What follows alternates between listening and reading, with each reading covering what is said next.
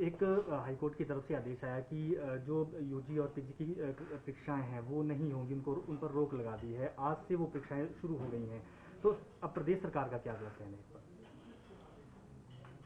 इसी तरह का जो मामला है देश के सर्वोच्च न्यायालय में भी चला है और सर्वोच्च न्यायालय ने किसी तरह का स्टे नहीं लगाया है।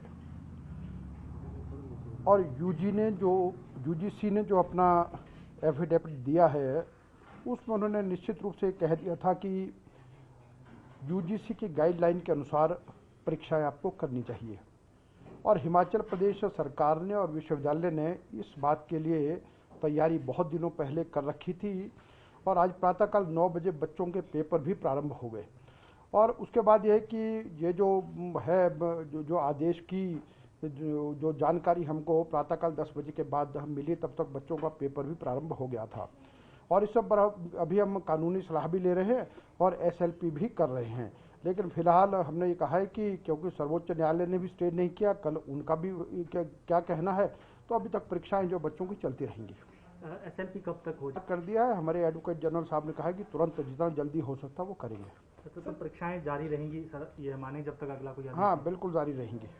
सर ये 19 को लिस्ट हुआ है वैसे जिसको स्टे की बात कर रहे हैं और 14 तारीख का ये ऑर्डर है। तो एक तो ये पहले टाइम से क्यों इन्फॉर्मेशन नहीं आई, क्योंकि यूनिवर्सिटी की तरफ से रिप्लाई इसमें कोर्ट में रखा गया था। देखिए अब इस बात की तो मुझे जानकारी नहीं है, लेकिन जहाँ तक हिमाचल प्रदेश विश्वविद्यालय को और सरकार के ध्यान में ये बात आज ही आ गई, जबकि हमारे पेपर प्रारंभ हो चुके थे, बच्चे ये परीक्षा हॉल में बैठ चुके थे। तो इसलिए जब हमारी जानकारी में तब कोई ऐसा समय नहीं था कि जिसको हम रोक पाते। सर हाईकोर्ट ने ही एक आदेश में एसएमसी की सेवाएं भी खत्म कर दी हैं। बहुत सारे शिक्षक हैं, 2000 से ज़्यादा शिक्षक हैं। उसको लेकर सरकार का क्या अब स्टैंड रहेगा? क्या उनकी बात दोबारा से हाईकोर्ट में रखी जाएगी या क्या इस पर कहेंगे? और कांग्रेस भी इस पर आरोप लगा रही है कि शिक्षकों का हित सुरक्षित जो है सरकार को करना चाहिए।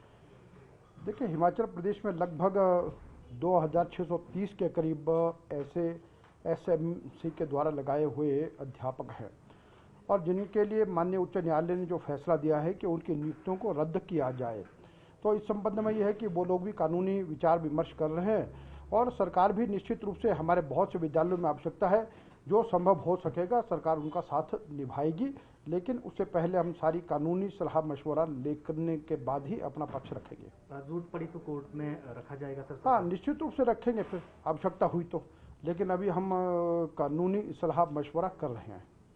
सर पीटीए को लेकर जो एक ऑर्डर आया है जिसमें सब्जेक्ट टू फाइनल, क्या रेगुलराइजेशन का ऑर्डर एज इट इज होगा अभी कि वेट करेंगे उस केस का? नहीं अभी तो हमको हो जाएंगे ऑर्डर तो अभी।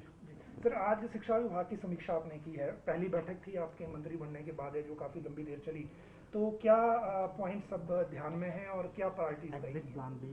देखिए अभी तो हमारी शिक्षा विभाग के साथ पहली मीटिंग है और आज हम यहाँ की प्रेजेंटेशन देख रहे हैं, अभी प्रारंभ हुई है, अभी हम आधे तक पहुँचे, अभी आधी मीटिंग और चलने वाली हैं। और आज भी जो हायर एजुकेशन है उसके संबंध में हमने चर्चा रखी है, तो अभी हम इस सारी बातों को समझ भी रहे हैं और उसके बाद क्या ब्लूप्रिंट हमारा तैयार होता है वो आपको जानकारी देंगे। सर स्कूल खोलने को लेकर आगे एग्जिट प्लान अब क्या रहेगा?